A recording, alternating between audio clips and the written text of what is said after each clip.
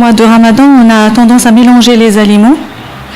Et en général, ce qui donne des maux d'estomac, d'intestin, etc. Que conseillez-vous pour une bonne alimentation? Alors, une bonne hygiène alimentaire passe d'abord par l'esprit Ramadan.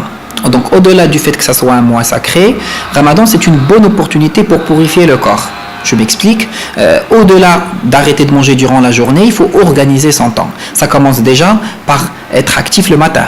Plus on est actif le matin, plus on rentre dans les réserves énergétiques de graisse, plus on passe mieux la journée. Ça commence aussi par faire un peu de sport avant la rupture du jeûne, pour augmenter ses dépenses énergétiques. Et ce n'est qu'ainsi qu'on peut avoir, au lieu d'un grignotage continu, plusieurs repas structurés, 2 ou 3 repas structurés, qui nous permettent d'avoir une bonne hygiène alimentaire. Justement, quels sont les aliments que vous privilégiez?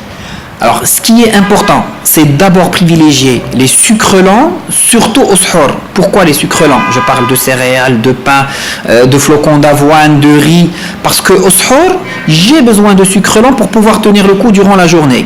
Plutôt à la rupture du jeûne, il me faut des sucres rapides comme les dattes pour pouvoir augmenter la glycémie et surtout s'hydrater.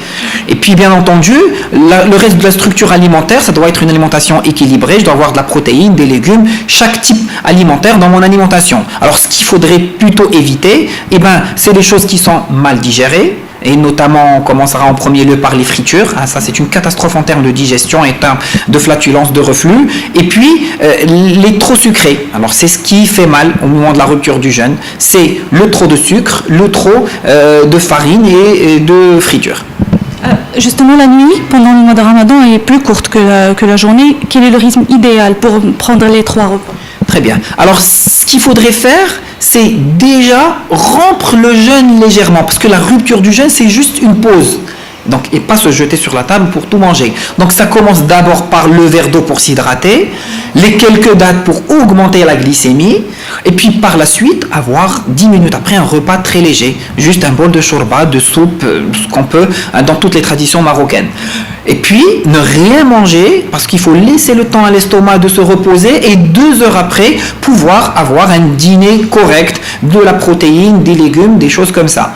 Bien entendu, j'insiste énormément sur l'importance du suhoor. Pourquoi? Parce que si je ne prends pas mes sucres lents, si je ne prends pas mes sucres lents qui vont me permettre de tenir le coup, et si je ne me hydrate pas bien, durant la journée, j'aurai du mal à tenir le coup.